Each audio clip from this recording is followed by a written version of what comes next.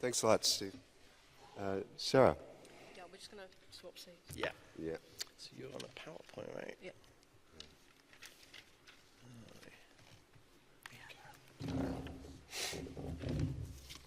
It's always easier to move people than machines. Can we, that's Tobias's That's slide. Tobias's. That's weird. Go back to the other one. Just a teaser. That's just a yeah. Some great Photoshop work. Yeah.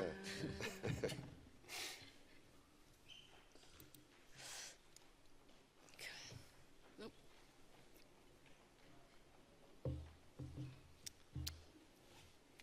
Okay.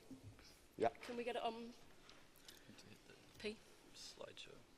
Where is it? What program? It's in German. Oh, I don't know. What program we try? oh yeah. Possibly. Yeah. Yeah. Is it that one? Yeah, yeah.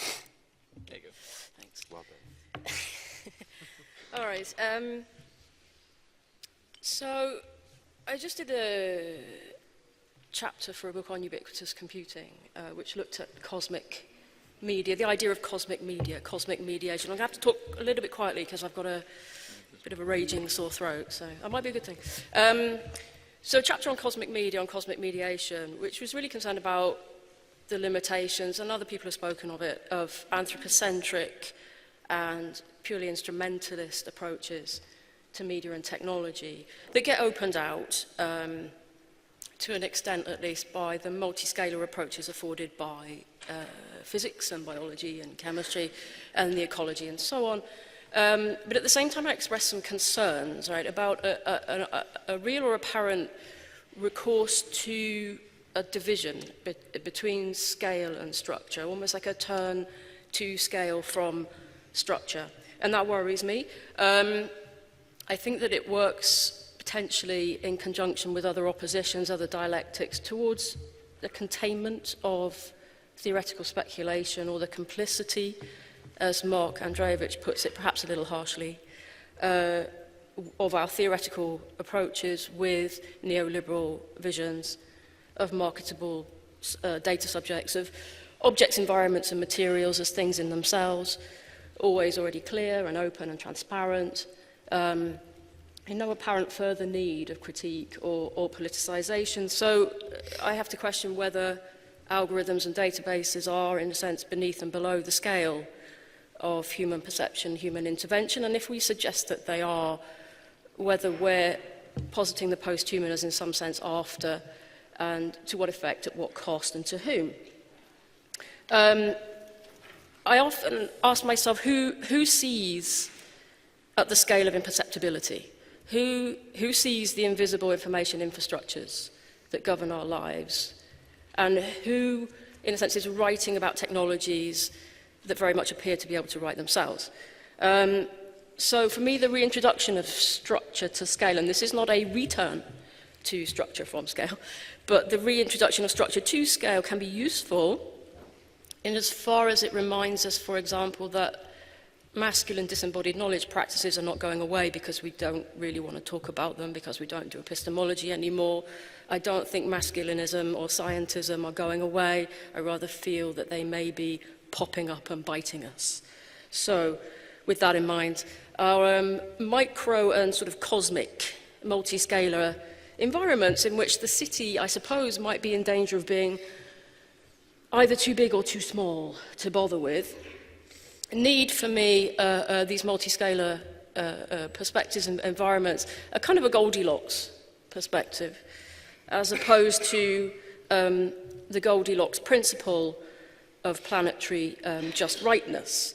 So from a Goldilocks perspective, rather than principle, or as distinct from principle, the habitability of a smart city, an environment that is traditionally not her home, is always contingent, from this perspective, on underlying conditions of uninhabitability, of inhospitality, of unsustainability. And these conditions have to do, for me, with the kind of metaphorical bears, I probably will stop the analogy at that point, of ubiquity and time and technology. So I want to say something about ubiquity, time and technology.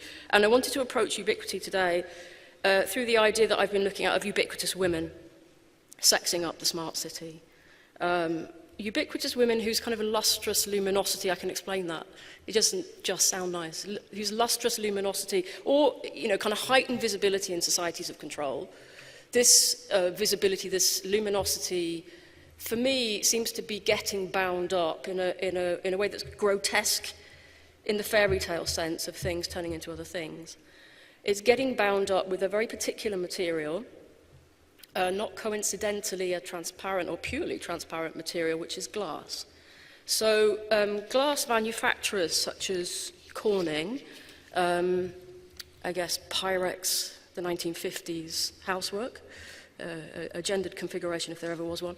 Corning are now pushing the idea of the city as a sort of new Crystal Palace. Here's the old one.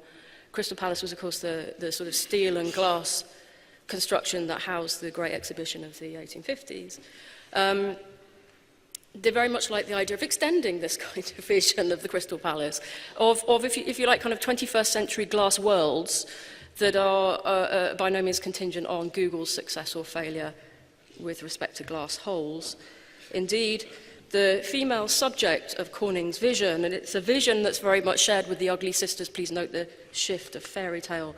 This vision of Corning's, and it's got a female subject at its heart, is shared with Microsoft, Google, Apple, and it really seems to belong, I think in ways that Steve was suggesting, more to the past than the future, specifically more to the 50s. So this subject, she, is more in the realm of soap than sci-fi, much more, in a sense, her ubiquity contained in the realm of the vernacular rather than released into the future spectacular. Microsoft's very first promotional video for their prototype future home put Janet in the smart kitchen, basically. Janet is a kind of generic subject. The name very often does begin with J. I have no idea why. Anyway, she walks into a smart kitchen, and the talking speech-enabled kitchen worktop says, "Hey, Janet, want some help with your baking?" And she says yes, and up pops. These are really fuzzy, I'm sorry. But you can barely see. She puts a flour on a hot spot, up pops a recipe for focaccia bread. And then the cameras in her smart ceiling read the tag on her medicine bottle, and they remind her, this disembodied voice, and also in text, reminds her when to take her pills. It says, "Janet, don't forget to take your medication." It's the 1950s, right? So we've got Microsoft's Janet, we've got Corning's Jennifer in A Day Made of Glass. And Jennifer goes shopping for clothes, modelled by nice little avatars. While the glass with which I'm suggesting she's getting bound, which is more of a glass foot than a glass slipper, which is itself ultra-slim, flexible and hard-working, currently with the properties of plastic and soon to have the properties of elastic, rather like skin. This glass, while Janet is baking and Jennifer is shopping, kind of goes to work for her in place of her as her. Microsoft's Janet actually never makes it out of the house, while Jennifer, and I stress that these are promotional videos, these are futuristic visions, but I suggest that they are highly potent stories. They're very much told as stories, as days in the life of.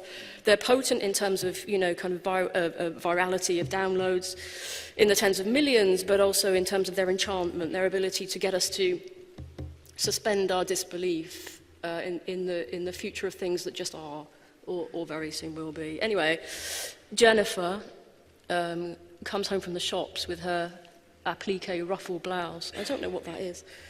And she hits the sofa with the kids watching 3D TV display glass, vivid and immersive, thin and lightweight, frameless design, while her husband, let's call him John, he's a brain surgeon, obviously. Yeah, but she does from home. And he's lying in bed here, reading H.G. Wells' The Time Machine, on his portable display glass, ultra-thin, flexible electronics, enabling. So I can't help wondering if there is, in any sense, a time machine for women who are ubiquitous, it seems to me, in at least 3 senses of the word, who are everywhere, at home, at large in the city, but somehow still at home. There is this kind of opening out in terms of ubiquity and a simultaneous containment of it, so that, as I say, Janet doesn't get out really of the kitchen. Jennifer gets as far as the shops, and somebody else in Microsoft's productivity future vision makes it to the hotel, where she communicates with her daughter, who is at home, guess what, baking. Anyway, I don't want to make too much of it, but these are the stories that we're being told, right? So Janet is everywhere. She's everywhere in Adam Greenfield's sense of the word, W-A-R-E, bound up with these technologies that are ever more pervasive and harder to perceive.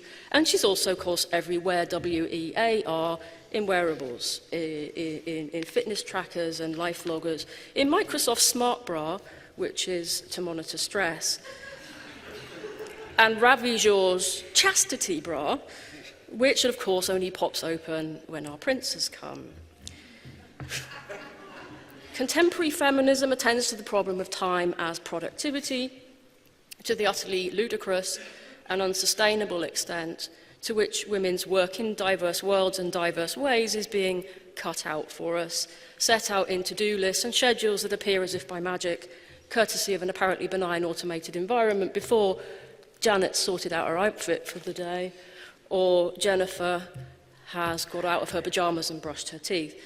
If work, which is flexible, precarious, caring, entrepreneurial, increasingly finely grained, is aligning feminism with neoliberalism, at least to an extent, then people like Carol Stabile, among others, has evoked the end game of unwork in response, as a response, summoning Valerie Sanalis' Scum Manifesto in order to mine or mime, in a deconstructive sense, strategies for action. So I'm all for this resurgence of the manifesto, having written at least 2 in this just drafted book on gender and smart media, which intersects with the novel in progress, which was featured in the magazine for the festival. And this novel in progress is provisionally entitled A Day in the Life of Janet Smart. It's a satire. My Janet's day is really quite a day. It extends her as it bends the time, increasing her capacity for work ad absurdum across international time zones. It won't seem that far-fetched to a lot of women in this room. Pushing her through the exhaustion with which she starts her day and out the other side without having any real sense of what the other side is.